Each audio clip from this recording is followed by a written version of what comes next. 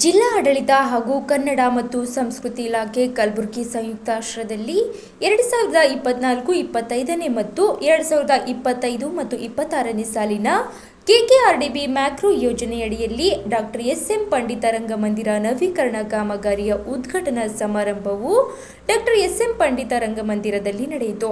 ಈ ಸಂದರ್ಭದಲ್ಲಿ ಕಾರ್ಯಕ್ರಮ ಕುರಿತು ಸಚಿವ ಪ್ರಿಯಾಂಕ್ ಖರ್ಗೆ ಅವರು ಮಾತನಾಡಿದರು. ಭಾರತೀಯ ಚಿಂತನೆಗಳನ್ನು ಪಾಶ್ಚಾತ್ಯ ಪ್ರಪಂಚಕ್ಕೆ ಪರಿಚಯಿಸುವುದರ ಮುಖೇನ ನಮೋಶಿ ಸಾಹೇಬರಿಗೆ ನಾನು ಎಲ್ಲರ ವತಿಯಿಂದ ವಿಧಾನ ಪರಿಷತ್ನ ಇನ್ನೂರು ಶಾಸಕರಾಗಿರುವ ಸನ್ಮಾನ್ಯ ಡಾಕ್ಟರ್ ಬಿ.ಜಿ. ಪಾಟೀಲ್ ಸರ್ ಅವರು ತಮ್ಮೆಲ್ಲರ ವತಿಯಿಂದ ನಾನು ಹೃತ್ಪೂರ್ವಕವಾದಂತಹ ಸ್ವಾಗತವನ್ನು ಕೊಡ್ತೇನೆ. ಕಲಬುರಗಿ ಜಿಲ್ಲೆಯ ಜಿಲ್ಲಾಧಿಕಾರಿಗಳಾಗಿರುವ ಪರವಾಗಿ ನಾನು ಹೃತ್ಪೂರ್ವಕವಾದಂತಹ ಸ್ವಾಗತವನ್ನು ಕೊಡ್ತೇನೆ. ಕಲಬುರಗಿ ನಗರದ ಪೊಲೀಸ್ ಆಯುಕ್ತರಾಗಿರುವ ಡಾಕ್ಟರ್ ಶರಣಪ್ಪ ಎಸ್.ಡಿ. ಅವರೇ ಮುಖ್ಯ ಕಾರ್ಯನಿರ್ವಾಹಕ ಅಧಿಕಾರಿಗಳಾಗಿರುವ ಶ್ರೀ ಬನ್ವರ್ಸನ್ ಮೀನಾ ಸರ್ಗೂ ಸಹ ನಾನು ಹೃತ್ಪೂರ್ವಕವಾದಂತಹ ಸ್ವಾಗತವನ್ನು ಕೋರ್ತೇನೆ. ಕಲ್ಯಾಣ ಕರ್ನಾಟಕವನ್ನು ಕೋರ್ತೇನೆ. ಕೆಕೆಆರ್ಟಿಸಿಯ ವ್ಯವಸ್ಥಾಪಕ ನಿರ್ವಹಣೆ ಕೋರ್ತೇನೆ.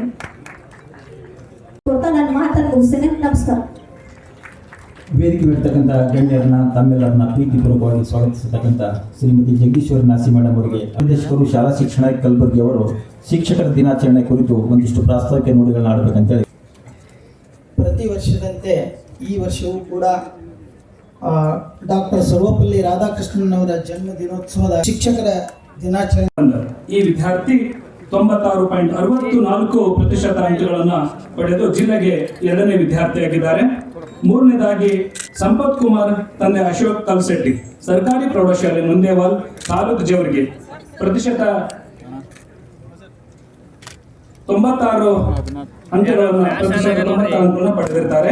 ನಮ್ಮ ಜಿಲ್ಲೆಗೆ 3ನೇ ರ್ಯಾಂಕ್ನಲ್ಲಿ ತೇರ್ಗಡೆಯಾಗಿದ್ದು ವಿದ್ಯಾರ್ಥಿಗಳ ಪೋಷಕರು ಜೊತೆಗೂಡಿದ್ದಾರೆ.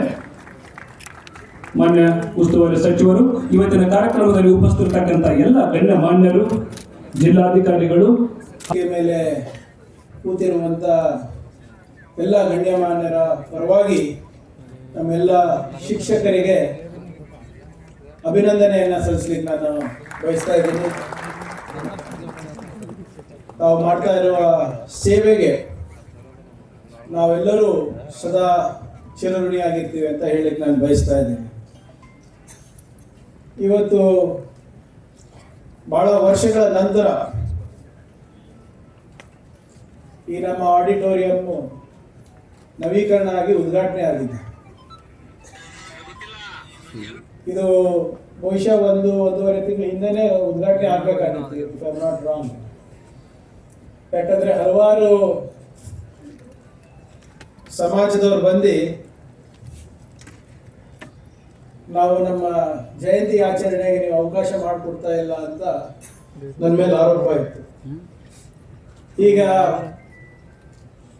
ಮೊದಲು ಯಾವ ಜಯಂತಿ ಬರ್ತವೋ ಅದಕ್ಕೆ ನಾವು ಅವಕಾಶ ಕೊಡ್ಬೇಕು, ಮತ್ತೆ ಇಲ್ಲಿದ್ರೆ ನೋಡಿ ಬರೀ ಆ ಸಮಾಜಕ್ಕೆ ಕೊಟ್ಟಿದ್ದಾರೆ, ಈ ಸಮಾಜಕ್ಕೆ ಕೊಟ್ಟಿದ್ದಾರೆ ಅಂತ ಅದೊಂದು ಆರೋಪ ಬಂತು. ಅದಕ್ಕೆ ಮೊನ್ನೆ ಶಿಕ್ಷಕರ ದಿನಾಚರಣೆ ಮಾಡ್ತೀನಿ ಅಂತ ನಮ್ಮ ಸ್ನೇಹಿತರು ಬಂದು ಹೇಳಿದಾಗ, ಶಿಕ್ಷಕರು ಯಾವುದೇ ಜಾತಿಗೆ ಸೇರಿದಲ್ಲ, ಯಾವುದೇ ಸಮಾಜಕ್ಕೆ ಸೇರಿದಲ್ಲ, ಅವರಿಗೆ ಕೊಟ್ಟಿರಲ್ಲ.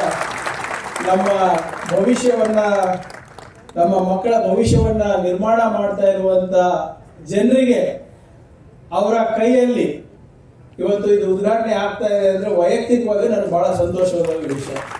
ಇವಾಗ ಯಾರು ನನಗೆ ಬ್ಲೇಮ್ ಮಾಡ್ಬೇಕಂದ್ರೂ ಬ್ಲೇಮ್ ಮಾಡೋಕ್ಕಾಗಲ್ಲ. ಯಾಕಂದ್ರೆ ನಾವು ಎಲ್ಲರಿಗೂ ಕೂಡ ಒಂದು ನಿಟ್ಟಿನಲ್ಲಿ, ಒಂದು ರೀತಿಯಲ್ಲಿ ದಾರಿದೀಪ ಸಮಾಜಕ್ಕಾಗಿದ್ದೀರ. ಸ್ನೇಹಿತರೆ, ಇವತ್ತು ತಮ್ಮೆಲ್ಲರ ಆಶೀರ್ವಾದದಿಂದ ಇವತ್ತು ನಾನು ಮಾಹಿತಿ ತಂತ್ರಜ್ಞಾನ ಹಾಗೂ ಜೈವಿಕ ತಂತ್ರಜ್ಞಾನದ ಮಂತ್ರಿಯಾಗಿದ್ದೆ. ನನಗೆ ಇಡೀ ದೇಶದಲ್ಲಿ ಮತ್ತೆ ವಿಶ್ವದಲ್ಲಿ